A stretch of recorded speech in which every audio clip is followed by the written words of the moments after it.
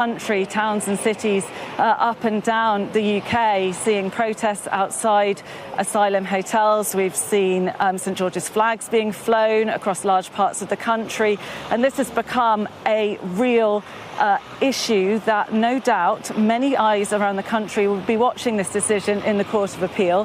For the Home Office, if the Court of Appeal says yes, this interim injunction stands, the asylum seekers must leave, that's a headache for the Home Office, because other councils have already indicated that they will seek similar injunctions to try to remove asylum seekers from hotels in their areas too. Some of those councils, actually Labour-run councils, looking to follow in the footsteps of Epping Forest District Council in using basically a technicality of planning law to get asylum seekers removed. They argued that it was a breach of planning rules to use a hotel for the housing of asylum seekers. So all eyes on what will happen. Look, you can see a small police presence here. There are barriers up. We've seen one or two asylum seekers coming in and out of the hotel. There is security here. We've not seen any protesters turning up. One or two local residents have come down. There's obviously a media presence, so people taking photographs of that. But this has become really the epicentre for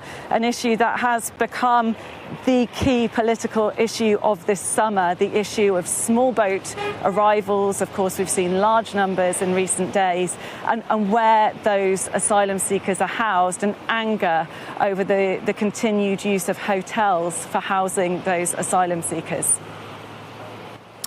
Becky Johnson there, reporting for us in Epping. It is just gone 2 o'clock. You're watching Sky News Today, and our coverage, as Becky was saying there, of the decision by the Court of Appeal expected very, very shortly as to whether or not they will grant appeal to that injunction put in place, as Becky was explaining, stopping asylum seekers from being housed at the Bell Hotel in Epping. It's going to be, at the moment, as Becky was saying, that the Home Office will be hoping goes in their favour, as well as in the favour of Samani Hotels Group, who are the proprietors of the Bell Hotel. Many watching on to see whether or not these three judges who are sitting and have been deliberating for coming up for nearly a day now, Lady Justice Davis, Lord Justice Bean and Lord Justice Cobb, their decision whether or not they'll overturn that interim injunction put in place by Lord Justice Eyre. Let's bring back in our correspondent Becky Johnson, who is following this for us from Epping. And Becky, look, you're outside the Bell Hotel, the scene of those protests for the past few weeks. What is the sense there of people as they await this verdict? Well, there were some angry scenes here last night, and that's because of what the KC for the Home Office had argued in this proceeding, effectively saying that the interests being argued over, so the human rights of the asylum seekers to have accommodation versus the interest of local people, the lawyer saying they weren't equal interests, and many of the protesters took that to mean that the human rights of the asylum seekers was trumping their anger at having them living here in their community. So we did see a protest here last night. There is anger. If you go down the high street, you can see St George's flag flying, the Union Jack flying from lamp posts, as indeed we've seen across many towns and cities. At the moment, as I say, no protesters here, just a small police presence. And I think really people will be waiting to watch to see what the Court of Appeal decides. I think this will have ramifications, of course, not just for this hotel, but for the many hotels where we've seen protests, the many communities who have come out in protest against having asylum seekers in their areas. Becky, thank you for that. Let's take you now inside of the Court of Appeal. As you can see, Lady Justice Davis, Lord Justice Bean and Lord Justice Cobb about to take their seats, and we expect they will soon hand down their judgment as to whether or not that appeal made by the Home Office against an injunction that was put in place by Lord Justice Eyre a couple of weeks ago, which stopped asylum seekers from being housed at the Bell Hotel, will be overturned.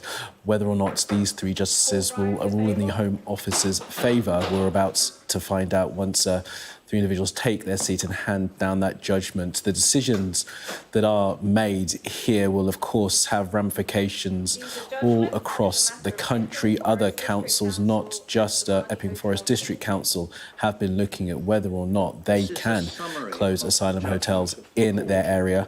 Let's listen in. Now's the over 120 paragraphs. In accordance with the court's usual practice, the full text will be supplied to the parties' legal teams today for checking for any typographical errors or factual errors such as, for example, a wrong date or reference. The judgment is not supplied at this stage for further argument. As soon as the parties have had the opportunity to carry out these checks, the full text will be uploaded to the National Archive and will be published on the judicial website. This summary will be published on the judiciary website as soon as practicable after this hearing. These are two linked applications for permission to appeal before the court. The applications were listed for oral hearing yesterday on the 28th of August 2025, with the appeals to follow. The first of the applications is brought by the Secretary of State for the Home Department, Home Secretary, and the second by Somani Hotels Limited, Somani. The respondent to both appeals is Epping Forest District Council, the council. The appeals themselves both concern the grant to the council of a temporary, i.e. time-limited, injunction by Mr. Justice Eyre, the judge, on 19th August 2025. That injunction was granted pursuant to Section 187B of the Town and Country Planning Act 1990, the 1990 Act, to restrain Somani from using the Bell Hotel at High Road, Bell Common, Epping, Essex, the hotel, as accommodation for asylum seekers. The council argues in this case that Somani's actions are in breach of planning law.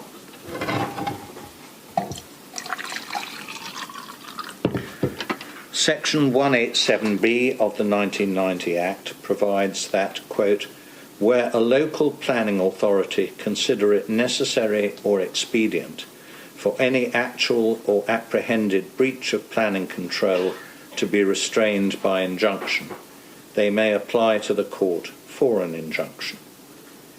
Section 187B(2) provides the court with a wide discretion in relation to the grant of an injunction, i.e. as the court thinks appropriate for the purpose of restraining the breach.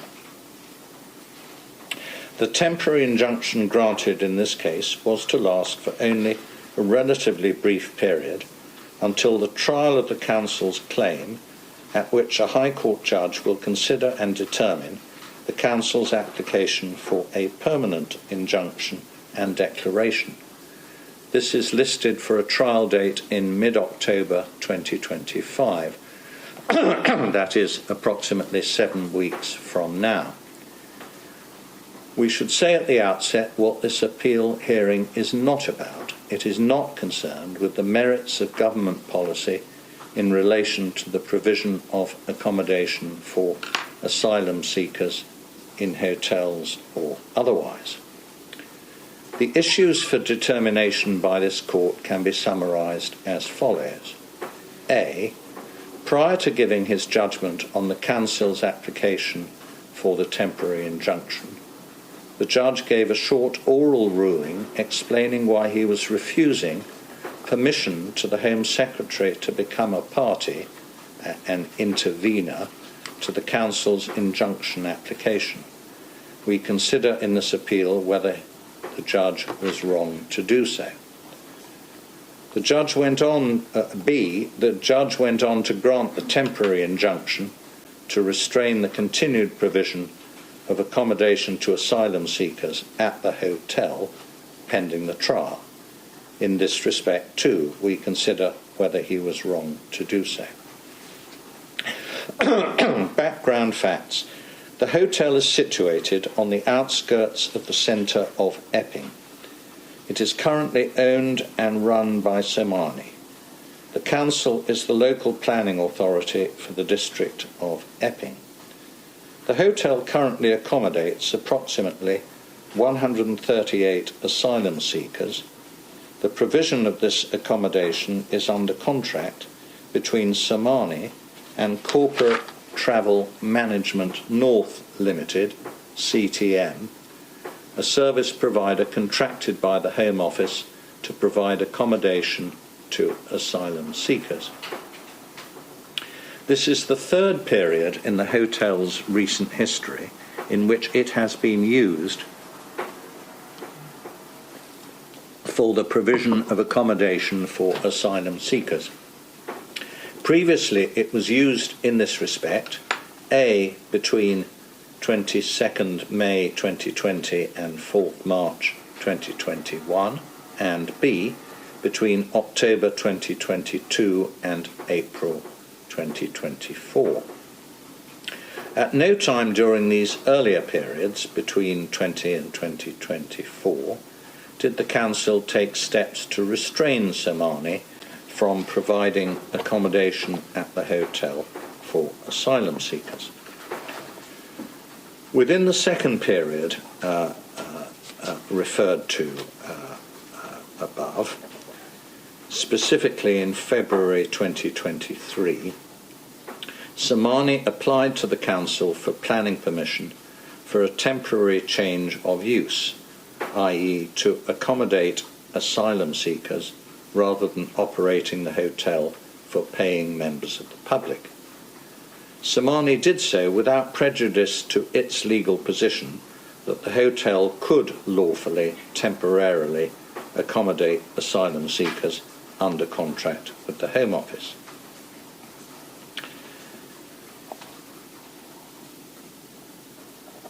For over a year, the Council did not deal with Somani's application, notwithstanding the statutory duty to deal with such an application within 8 weeks. As the contract between Somani and the Home Office came to an end in or about April 2024, Somani withdrew its application for temporary change of use. For about 1 year, the hotel was closed. In March 2025, Somani entered into a contract with CTM to provide exclusive use of the hotel for 1 year for the purpose of short-term accommodation for asylum seekers. The Council was aware of this plan and confirmed its agreement to a maximum of 138 residents for the hotel. In April 2025, the hotel reopened, providing accommodation for up to 138 single adult male asylum seekers. The Council informed Somani that it would need to seek permission for a change of use of the hotel. On 15th May 2025, Somani, having taken advice from the Home Office, informed the Council in writing that it would not be submitting a temporary application for a change of use. The Council did not reply. On 11th August, without any prior pre-action notice, either formal or informal, to Somani or the Home Office, the Council issued injunction proceedings against Somani under Section 187B of the 1990 Act to restrain the use of the hotel as a matter of planning control for accommodating asylum seekers. The Council also sought a temporary interim injunction pending trial. It sought a declaration that the current use of the hotel does not amount to use as a hotel, which is the permitted use of the premises for the purposes of planning control. The documents were formally served on Somani on 12th August. Since April 2025, 3 arrests have been made by the police in respect of individuals accommodated at the hotel, and criminal charges have been brought against the individuals. One incident is reported to have occurred on 8th July and involved alleged sexual assaults, incitement of a girl to engage in sexual activity, and harassment without violence. This has, unsurprisingly, attracted considerable interest in local and national media. Since July 2025, there have been largely continuous protests outside the hotel. The focus of the protests is that the hotel should no longer be used to house asylum seekers. Some of the protests have involved violent and disorderly incidents. As of 3rd August, the police reported that 25 people had been arrested in connection with offences at these protests, and 16 people had been charged with criminal offences. The application for an injunction under Section 187B of the Town and Country Planning Act 1990. The hearing of the Council's application for a temporary injunction was listed before the judge on Friday, 15th August 2025. By this time, the Home Office had received informal notice of the application, but was neither present nor represented at the hearing. The judge reserved his judgment in relation to the application for the temporary injunction until 2 p.m. on Tuesday, 19th August. On Monday, 18th August, the Government Legal Department issued an application for the Home Secretary to be joined as a party to the litigation. This application was considered by the judge on 19th August, prior to the delivery of his reserved judgment. The application was supported by Somani but opposed by the Council. In a short oral judgment, the judge gave his reasons for refusing the Home Secretary's application for party status. In short, he concluded that it was not, quote, desirable, unquote, a term used in the civil procedure rules, for the Home Secretary to be a party to the litigation. The judge then went on to hand down his reserved judgment. In that judgment, he gave his reasons for granting the Council the temporary injunction. Under the terms of the injunction, Somani was restrained from using the hotel for accommodating asylum seekers, howsoever described, or for using the hotel otherwise than as a hotel.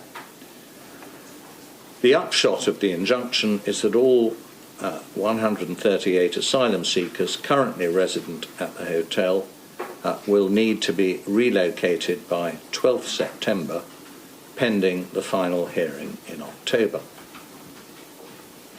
The Home Secretary and Somani promptly issued applications for permission to appeal to this court. They were listed before us for hearing yesterday. Given the importance and urgency of the matter, we are giving judgment today. The Court of Appeal's decision on the Home Secretary's appeal relating to joinder as an intervener to the Council's application. The Court of Appeal grants the Home Secretary's application for permission to appeal against the decision dismissing her application for party status, and further grants the Home Secretary intervenor status in the litigation between the Council and Somani. The Home Secretary has clear statutory duties towards asylum seekers in this country under the Immigration and Asylum Act 1999. These include the duty to provide support to them and their dependents, and to prevent destitution among this cohort.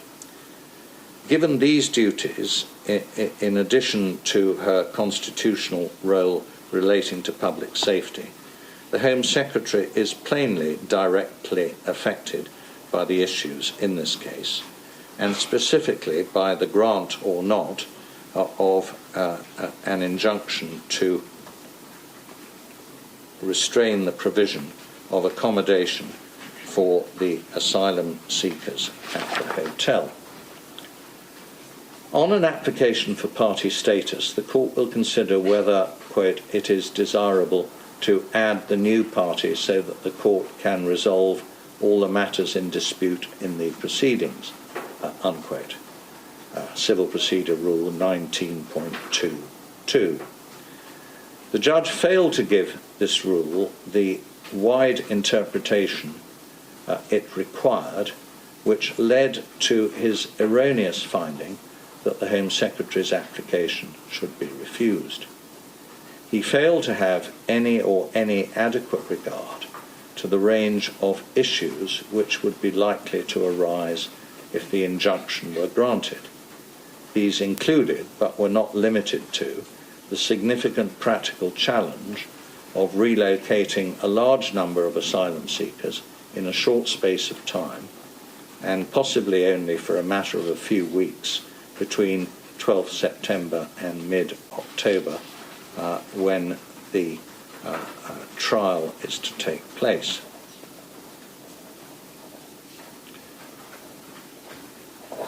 If the Council's application were to fail at trial, the hotel would be permitted to continue to operate as it is at present. The judge denied himself the opportunity to consider the wider range of public interest factors which would be relevant to this application. These, in our view, rendered it more than just merely desirable that the Home Secretary be enabled to participate in the court process. The judge needed to put himself in a position to determine the application from the most informed perspective. The Home Office was in a strong position to provide evidence relevant to the disputes and issues before the court at this interim stage and at the final hearing. We were unpersuaded that it would be sufficient for the Home Office to provide evidence for Somani to file. The provision of key evidence by someone outside the litigation to someone within the litigation hardly meets the expectation of a right to be heard. Moreover, the judge appeared to apply a test of necessity to the question of joinder, which placed the bar for joinder too high.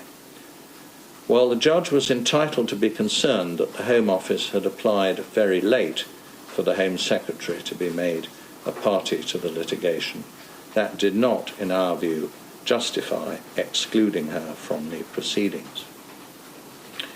We turn now to the substantive issue of whether an interim injunction should have been granted. This court takes as its starting point that an interlocutory injunction is a discretionary remedy.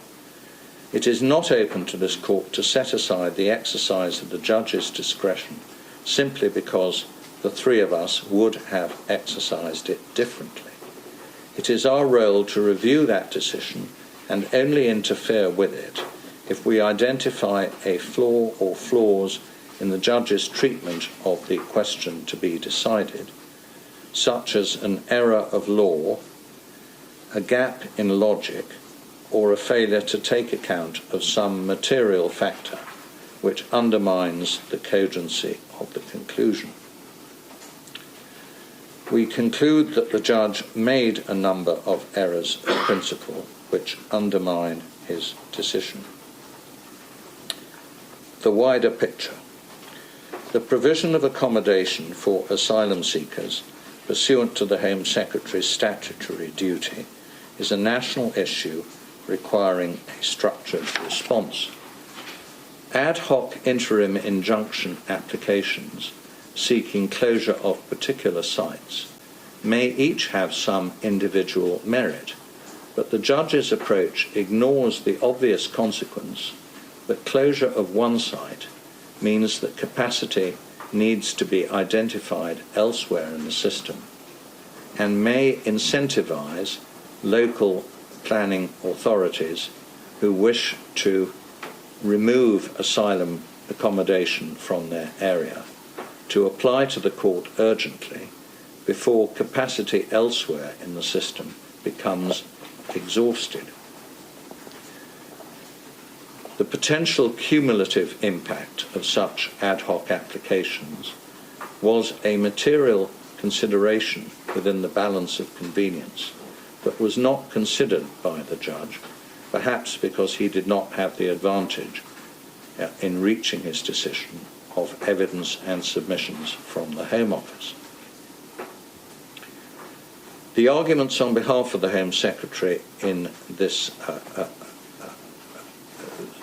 the written arguments on behalf of the Home Secretary in this appeal included the contention that, quote, the relevant public interests in play are not equal, unquote, and that one aspect of this is that the Home Secretary's statutory duty is a manifestation of the UK's obligations under Article 3 of the European Convention on Human Rights.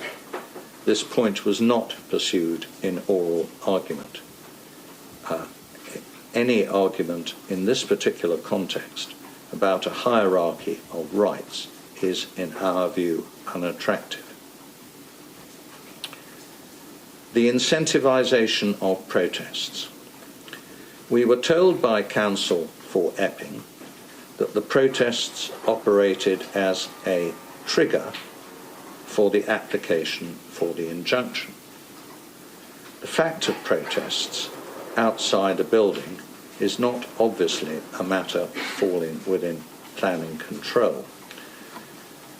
While we accept that the judge was right to exercise considerable caution before attaching weight to the fact of the protests, including unlawful protests, outside the hotel, he nonetheless gave weight in his evaluation to the fact that protests were occurring and weighed them in the balance as a factor in favour of granting the injunction. These are worrying aspects of the judgment. If an outbreak of protests enhances the case for a planning injunction, this runs the risk of acting as an impetus or incentive for further protests, some of which may be disorderly, around asylum accommodation. At its worst, if even unlawful protests are to be treated as relevant, there is a risk of encouraging further lawlessness. The judge does not appear to have considered this risk, again perhaps because he had denied himself the advantage of hearing submissions on the merits from counsel for the Home Secretary. Further, and in any event, in this regard, the judge failed to consider whether there would have been alternative measures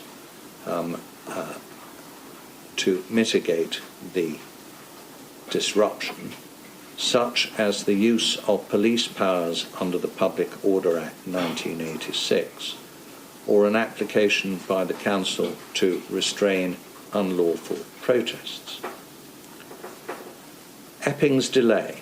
For much of the period of 4 years from 2020 to 24, Somani had been running the hotel as accommodation for asylum seekers without enforcement action from the Council. When in 2023 Somani sought planning consent to change its use, for over a year Epping did not process the application, notwithstanding the statutory duty upon it to do so within 8 weeks. The Council was aware by 2025 that the hotel was once again to be used to house asylum seekers, and by its letter of 15 May 2025, Somani made clear that it had been advised by the Home Office that a planning application was unnecessary. The Council took no steps in response to this letter, whether by issuing an enforcement notice or otherwise. There was no threat of court proceedings. Sir Marnie was first made aware of any step of this kind when it received the court papers and the court bundle running to over 1,600 pages, together with a detailed skeleton argument prepared by leading and junior counsel. The tactics used on the Council's behalf in this regard were not only procedurally unfair to Sir Marnie, but ought to have reinforced the argument that the delay was a significant factor in the balance against the grant of interim relief. Sir Marnie's actions wrongly characterised as deliberate. The judge found as a fact that Sir Marnie had acted, quote, deliberately, unquote, in declining to seek change of use permission under planning law after April 2025. He was critical of them for taking this line. He was wrong in both respects. Those undeserved criticisms, which were repeated several times in the judgment, plainly played a material part in the judge's ultimate decision. If the Council had considered Sir Marnie to be in breach of planning laws, it could have taken enforcement measures provided for within the 1990 Act. It did not do so. In short, the judge's exercise of discretion in this case was seriously flawed by his erroneous reliance on the, quote, deliberate breach, unquote, as a significant factor in favour of the grant of an interim injunction. The temporary nature of the injunction. We emphasise here, as we did at the outset, that the issue for the judge in August was whether to grant a temporary injunction until the trial in October. The judge appears to have given very little weight to the desirability of preserving the status quo until that point. The risk of injustice to the residents of the hotel by being dispersed by 12th September, when the trial of the claim was to take place only some 6 weeks later, seems to have had oddly little resonance with the judge. In all of the circumstances, we consider on these issues that the judge's approach to the balance of convenience exercise was seriously flawed in principle. The exercise of his discretion can therefore be reviewed on appeal. The Epping residents' fear of crime was properly taken into account by the judge as a factor in favour of the grant of an injunction. He described it as being of limited weight. The appellants do not say it was irrelevant. The Council does not say it should be decisive.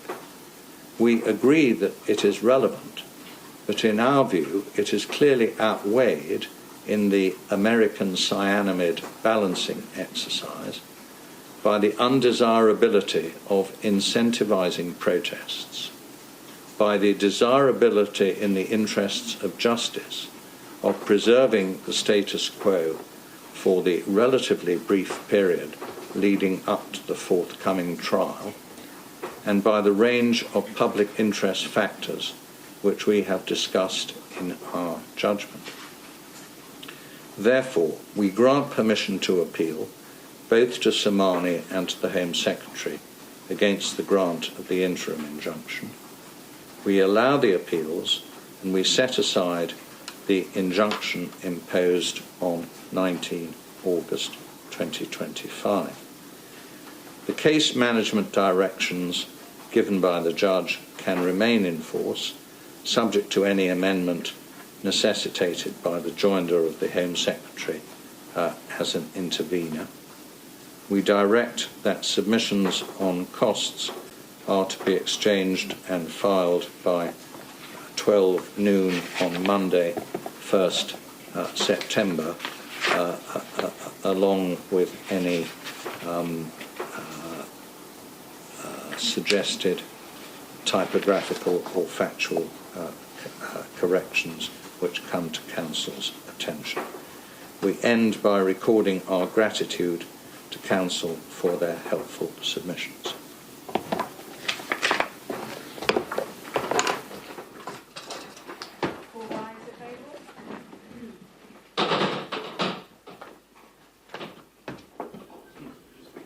Well, that was Lord Justice Bean in the Court of Appeal, deciding, along with the three other justices there, Lady Justice Davis and Lord Justice Cobb, that the temporary injunction that would have blocked asylum seekers from being housed at the Bell Hotel has now been overturned, and he has granted the Home Secretary, as well as Samani Group, who own the Bell Hotel, permission to appeal the original decision.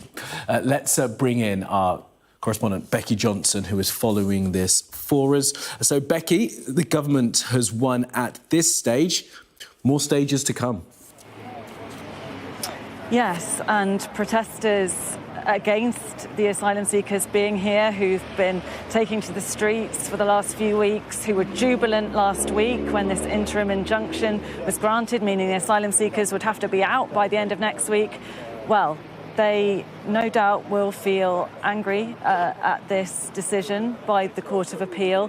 It was quite a lengthy decision, but found flaws, essentially, in what the High Court judge had ruled, essentially saying that the residents here in Epping, their fear of crime had properly been taken into account.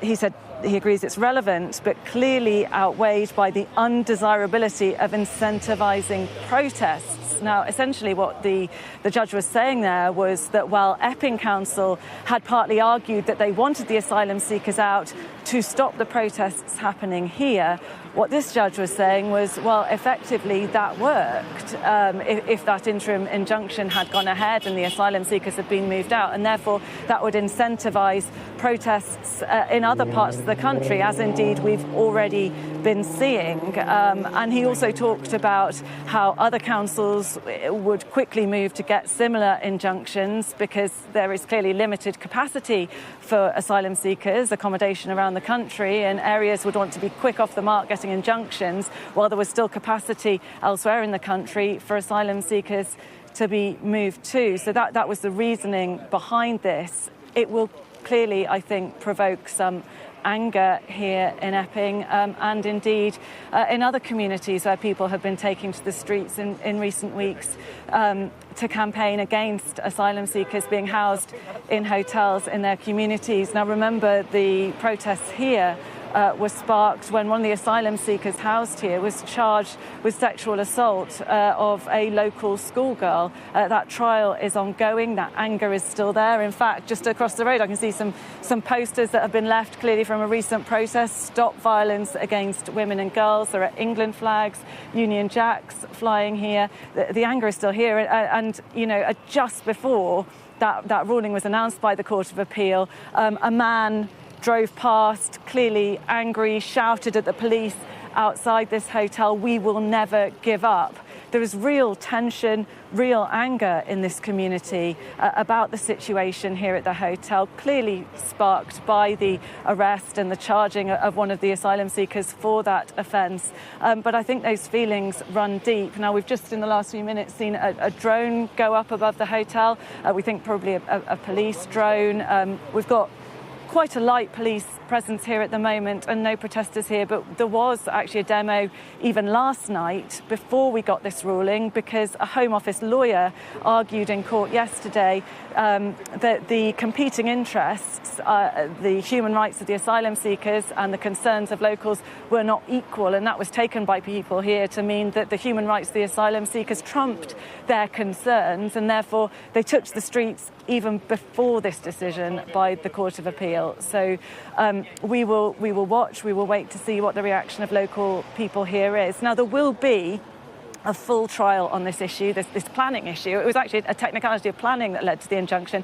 That's going to be in the middle of October, and that was another reason for the Court of Appeal saying, why get these asylum seekers out just 6 weeks before there'll be a full hearing on this matter. So there is still that, but for now the asylum seekers, 138 of them, can stay here in Epping, when local residents only last week jubilant that the High Court had said they would have to leave by the end of next week. OK, Becky, for now in Epping, of course, we will be back with you as the day unfolds, seeing the police move into position behind you. Worth pointing out, as Becky did there towards the end, that the full trial of this is still set for October. One of the reasons given in the judgment there from Lord Justice Bean was that if this temporary injunction were allowed to stand, those asylum seekers would be moved out by, as Becky said, the 12th of September. When it had gone to full trial in October, there was every chance that the government, the Home Office and Somani would win.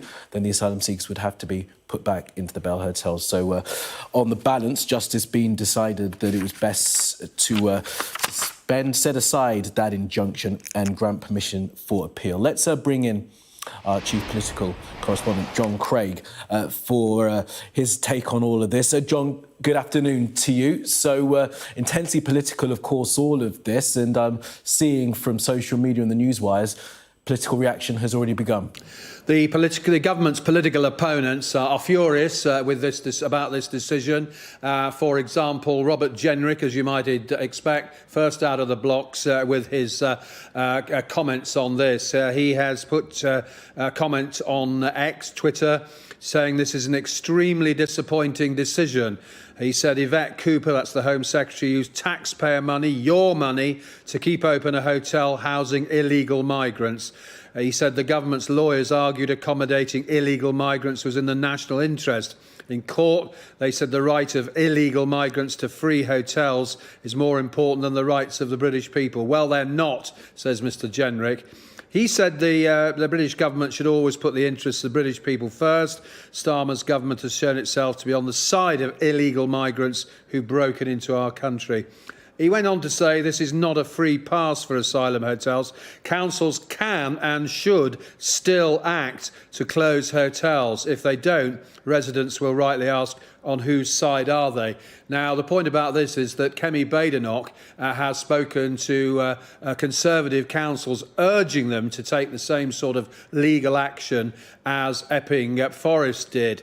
And there are a number of councils we've spoken to over the last few weeks who said they're considering this. Well, Robert Jenrick says councils can and should still act.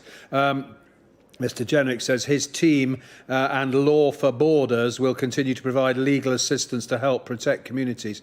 He says there's no acceptable accommodation for illegal migrants. The government should be prioritising Brits in need and deporting every illegal migrant, as the last government should have done. He was a member of it, don't forget. And I've argued for years. Well, not sure he has, because he was the immigration minister. And he says the government should be deporting every illegal migrant. Well, that sounds like Nigel Farage's policy, doesn't it, that he came out with earlier this week. Rupert Lowe, who was a member of Nigel Farage's Reform UK party, no longer, he said the Home Office wins its Epping appeal, a government against its own people. I make no comment about this. I would just simply gently point out that Lord Justice Bean is a leading figure in the Society of Labour Lawyers. He was one of the founding members of the Matrix Chambers. The other founding members were included Cherie Blair Booth, wife of the former Prime Minister, and Lord Hermer, the current Attorney General, has served in Matrix Chambers as well.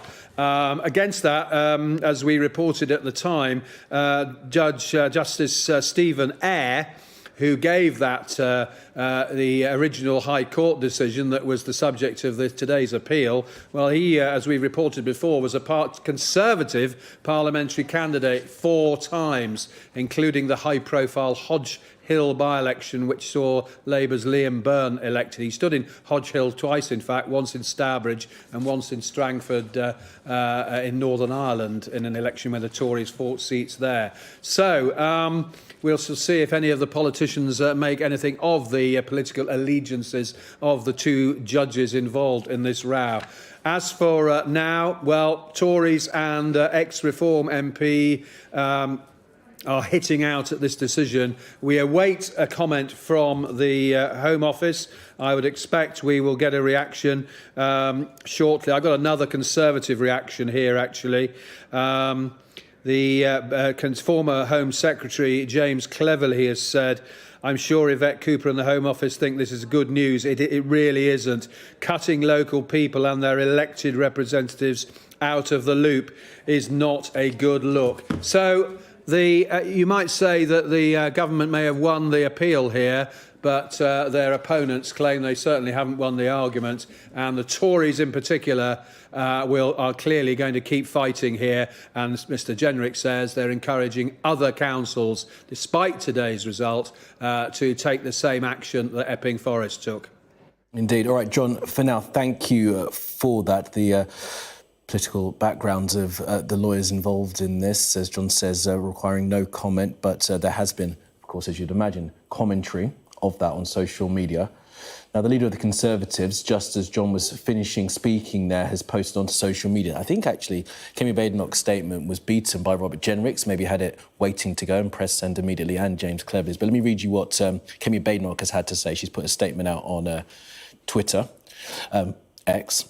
She says local communities should not pay the price for Labour's total failure on illegal immigration. She goes on, the ruling is a setback, but it is not the end.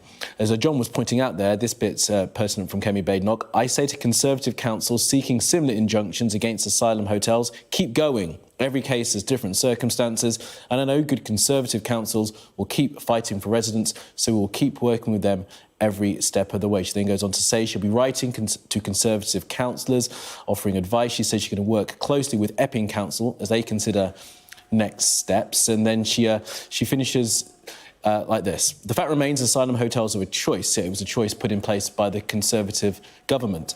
The Conservative government halved the number of migrant hotels and they closed down many. It's now down to about just over 200 under the Labour government, including the Bell Hotel, which Labour then reopened, Kemi Badenoch says. The Conservatives were expanding detention centres while halving the number of hotels because we had a plan for the removal of illegal arrivals. Instead of going to court to keep asylum hotels open or housing illegal immigrants in private rented accommodation, Keir Starmer should increase detention capacity immediately, she says. And she says that Conservatives could do that. Of course, they were in power for 14 years, so many would wonder why it wasn't done at that time. Now, the government will say on this, as we await their official response to this, that they have it in their manifesto that they plan to close all asylum hotels by the end of this Parliament's 2029, about 212, I believe, currently open. They intend to close all of them, but as we've seen from the reaction from the opposition and from many other people as this legal proceeding has taken its course, there is a great desire across the country for the use of hotels to house asylum seekers to be brought to an end as quickly as possible. Let me speak now to a human rights lawyer, Shoaib Khan, who's joining us now. Shoaib Khan, thanks so much for being with us. We do appreciate your time. So look, we sat through that judgment there from Lord Justice Bean. Dense in places, but pretty clear in places. Let me pick out some of the bits that seemed quite clear. A judge made errors in principle, talking about Justice Eyre in the first instance. Seriously flawed in principle, some of his decisions, talking about Justice Eyre as well. And then obviously the decision there to grant permission for appeal, setting aside the previous injunction. What's your take on what we heard? Yes. Quite a few points to unpick there, but I think overall it does seem to be a sensible decision.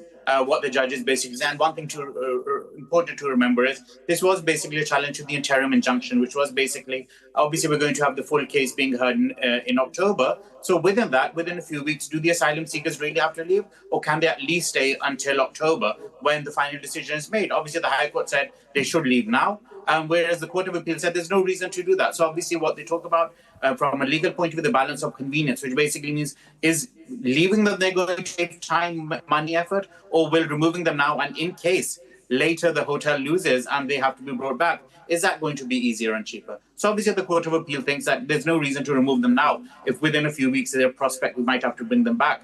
And then also the Home Office obviously won its appeal against the refusal to allow it to intervene. So again, at the time, and obviously courts, judges are very particular about court procedures, deadlines. You have to apply in time if you want to become party to a case, which the Home Office didn't do. It applied very late to become party to the case. Therefore, it was dismissed. But now what the Court of Appeal is saying, but considering the importance, the national significance of this issue, even if the Home Office was late or had missed deadlines, they still should have been allowed to intervene. Their point of view was completely ignored, whereas they should have been allowed to be a party to the case.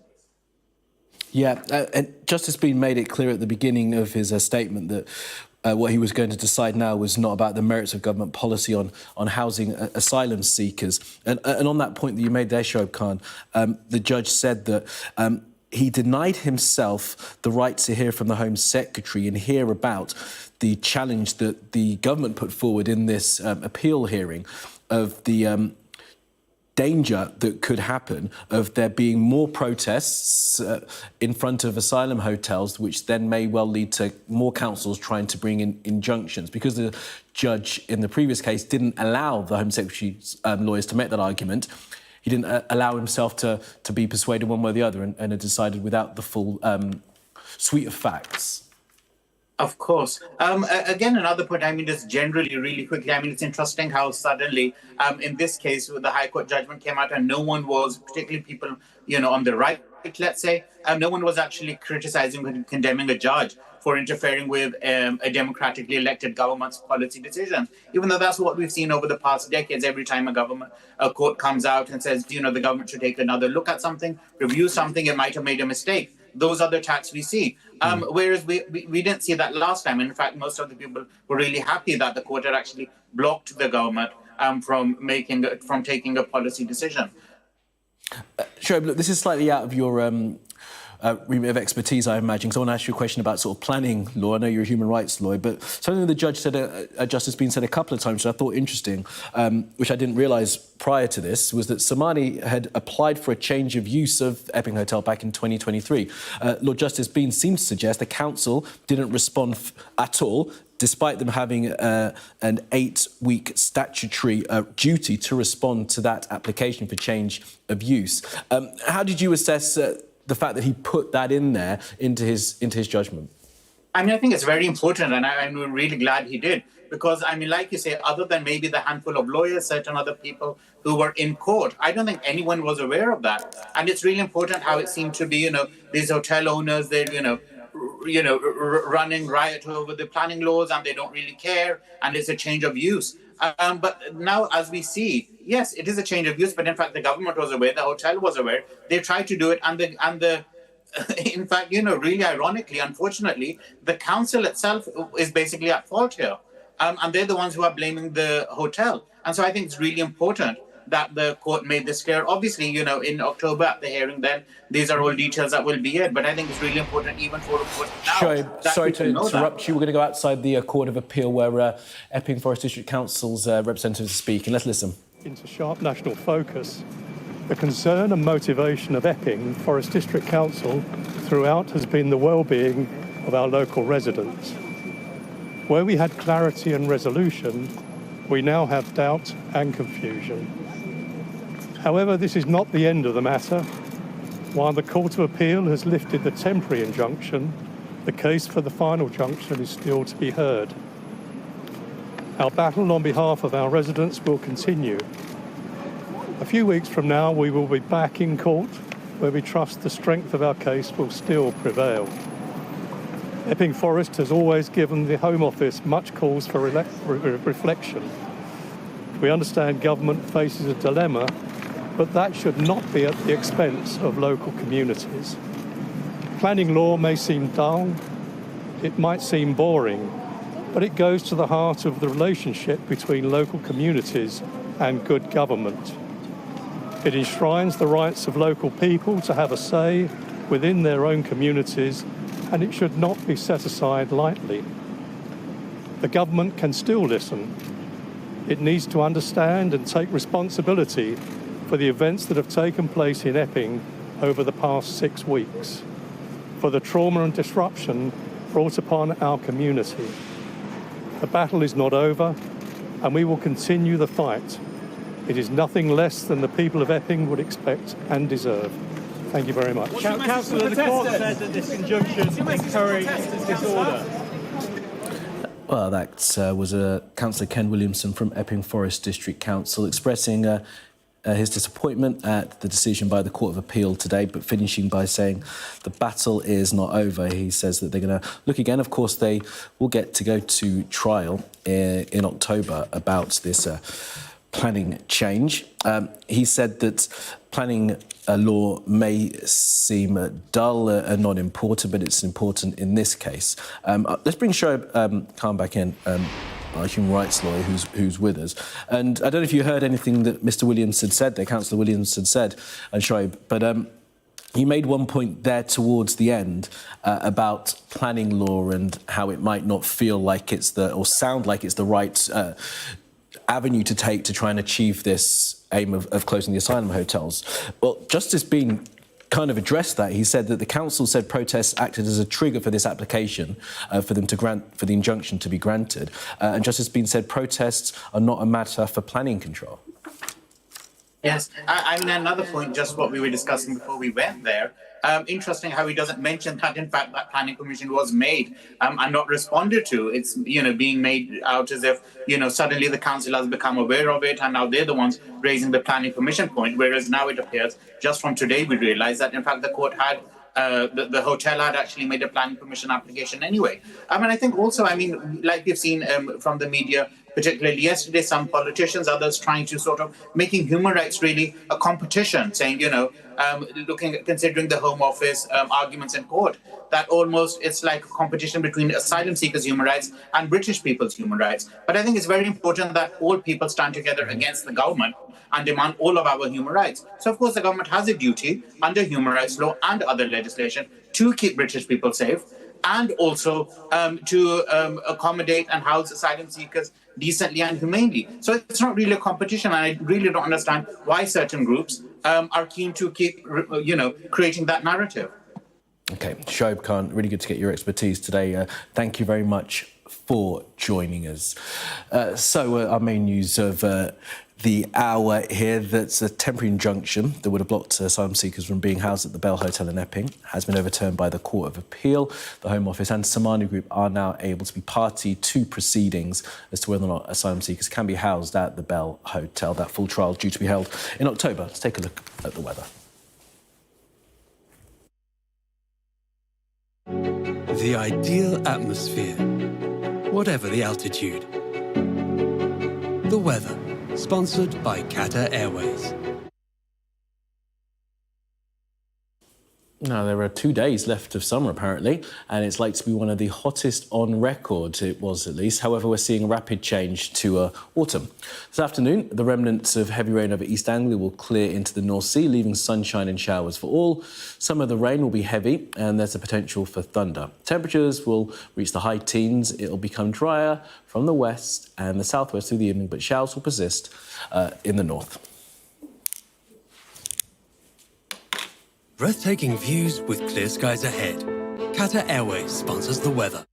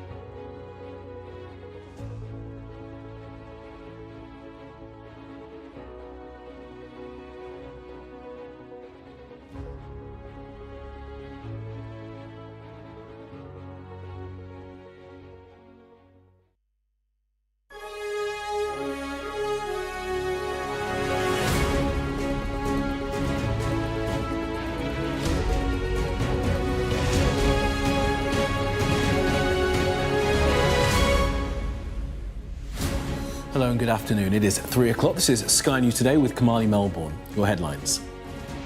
In a win for the government, the Court of Appeal overturns a ban on asylum seekers being housed at the Bell Hotel, Epping.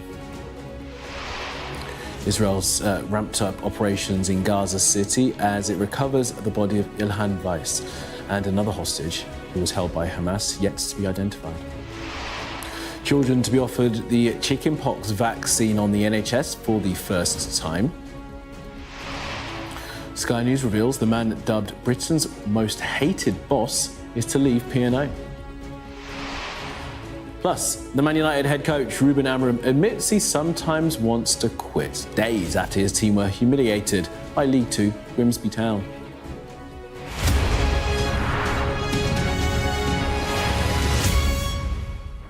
We're going to begin this hour with breaking news, and in the last half an hour, the Home Office has won its appeal against the closure of the Bell Hotel in Epping. The Court of Appeal overturned a High Court injunction that would have stopped 138 asylum seekers from being housed there past the 12th of September. The ruling will come as relief to the government, which have been braced for further legal challenges from other councils over the use of hotels in their areas. Now, judges at the Court of Appeal said if upheld, the injunction would have set a dangerous precedent. The provision of accommodation for asylum seekers pursuant to the Home Secretary's statutory duty is a national issue requiring a structured response.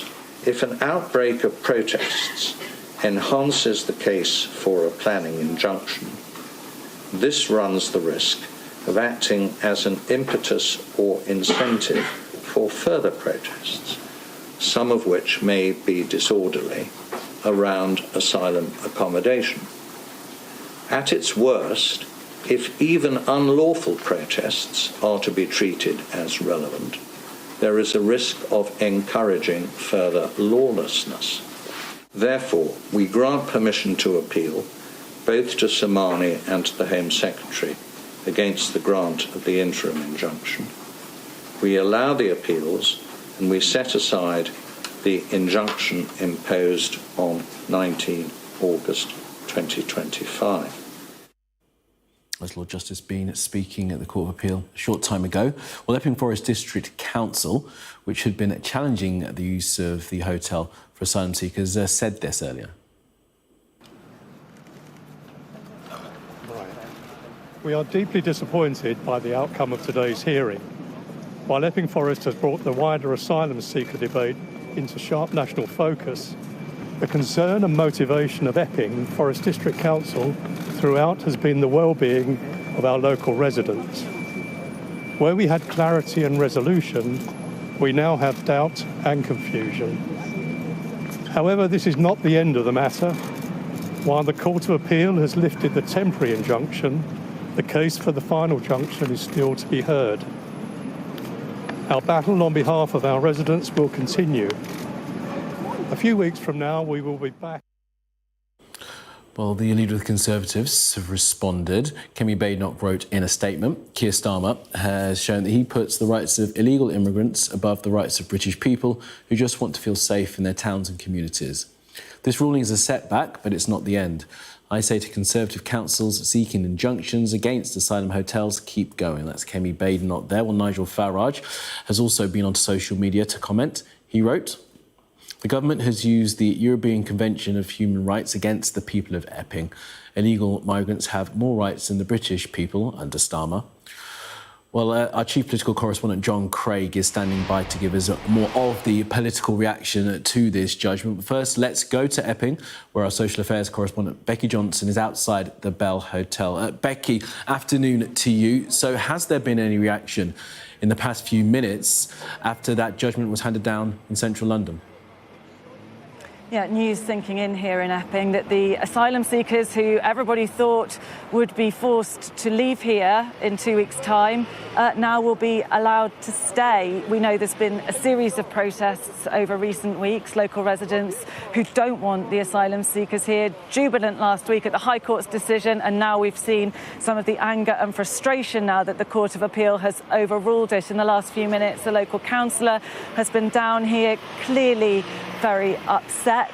He told me that the government should hang hang their heads in shame. He said that people here had taken the arguments made by the government that the rights and interests of the asylum seekers were more important to the government than the rights and the feelings of local residents here in Epping.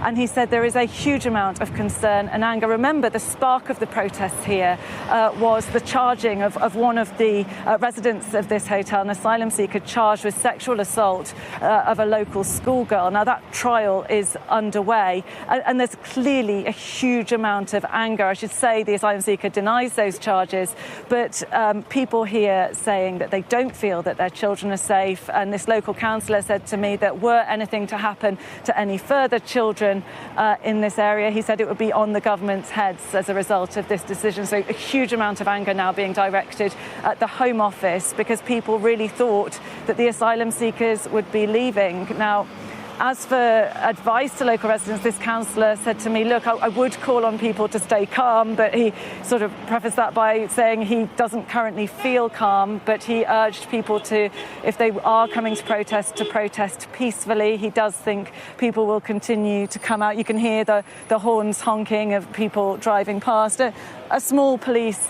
presence here at the moment. You know, the Court of Appeal judge, before delivering this, said this judgment is not concerned about the merits of government policy. I mean, that as may be, it was essentially a planning dispute, but really this decision going right to the very heart of the biggest political issue in the UK facing the government, where asylum seekers should be housed, anger in communities that they're being housed in hotels at taxpayers' expense.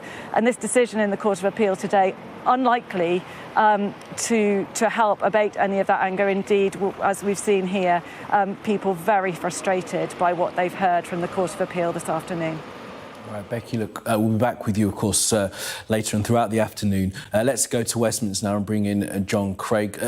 And John, as Becky was saying there, look, the judge tried to make it clear, Lord Justice Bean, that this was not a decision that he was making that had any way a commentary on the government policy of housing people within hotels. But as Becky points out, probably can't escape from that sense that this does feel political. Of course, the government will say they're going to close asylum hotels. The only problem for them will be that's not until 2029. And that's not quick enough, according to many Labour MPs and indeed some Labour council leaders. Just on the judgment, the judge, Lord Justice Bean, was very critical of Mr Justice Stephen Eyre. He used the word erroneous twice, talked about errors in the judgment. But there has been a fast and furious political reaction from the government's opponents. We are waiting to hear from the Home Office, who are being a bit sluggish, whereas senior Conservatives and Reform UK politicians have been very swift to respond. Let's talk about the Kemi Badenoch response, because she has issued a very detailed response, and the gist of it is we fight on. She says her advice to Tory councils who are considering following Epping Forest's course of action, keep going, in capital letters in her statement. Now, she also said that with the Conservative councils, good Conservative councils, will keep fighting, she said, for residents. And she said, we'll be writing to all Conservative councillors with further advice following this judgment, setting out our open offer to work with councils and communities to take action. Now, Robert Jenrick, who was the first politician to respond very quickly, has responded in a fairly similar vein. He's talked about Yvette Cooper using taxpayers' money to keep open a hotel housing illegal migrants. He said the government's lawyers argued accommodating illegal migrants was in the national interest. In court, they said the right of illegal migrants to free hotels is more important than the rights of the British people. Well, they are not. Now, Mr Jenrick went on to say his team of Law for Borders will continue to provide legal assistance to help protect communities, along the lines of what Kemi Badenoch's saying. And then finally, he said, this is Robert Jenrick, the government should be prioritising Brits in need and deporting every illegal migrant. Now, that is the same as Nigel Farage was saying in his big announcement earlier this week on his migration policy. He said, as the last government should have done, says Mr Jenrick. Well, he was the immigration minister, and I've argued for years. Well, not sure he has. As for Mr Farage's comment, he said he talks about the European Convention on Human Rights. And he said that the judge, this is Nigel Farage in a message on X, the government has used ECHR against the people of Epping, the European Convention of Human Rights. Illegal migrants have more rights than the British people under Starmer. The judge, Lord Justice Bean, did not refer to the European Convention on Human Rights at all in his judgment. But, I mean, it is true to say that the government was arguing on the rights of migrants in its submission yesterday ahead of today's ruling. What the government said was that talked about the hardship of calls to asylum seekers and so on. That was the lawyer for Samani Hotels. Yes, there was talk of human rights, but the ECHR specifically was not mentioned in the judgment today. Now, as for which councils may now follow the advice of Kemi Badenoch, they're not all Conservative, one or two are Labour ones as well. Now, the ones we know about from our inquiries here at Sky News, who are considering that course of action, there is Broxbourne, which is down in Hertfordshire. They have been pretty vocal in supporting the action of Epping. Tamworth, they are talking about the leader of Tamworth Council told Sky News, our priority is ensuring the safety of our community. East Lindsey in Lincolnshire. Well, Lincolnshire, of course, is these days a Reform UK stronghold with a Reform UK mayor, the county that is. And then Labour Council, Wirral is one. And also, significantly, the leader of Wakefield Council, a Labour council, that's Denise Jeffrey, told Sky News, we want the government to go further and faster. Now, that's in response to the government's pledge to shut the hotels by the end of the Parliament. Further and faster. And finally, postscript, no comment. The judge, Lord Justice Bean, leading light in the Society of Labour Lawyers. He is also one of the founders of Matrix Chambers, the so-called left-wing chambers founded by, among others, Cherie Blair. Its barristers also include Lord Hermer, the Prime Minister's friend and current Attorney General, whereas Stephen Eyre, the judge in the High Court, was a Conservative candidate 4 times, including the Hodge Hill by-election when Liam Baum was elected. Stood in Hodge Hill twice, Stourbridge and Strangford in Northern Ireland. No comment at all from me on the political affiliation of the judges. No comment needed at all, John, but context very important. Thank you for that, John Craigie, our chief political correspondent. We'll have more, of course, from John and from Becky.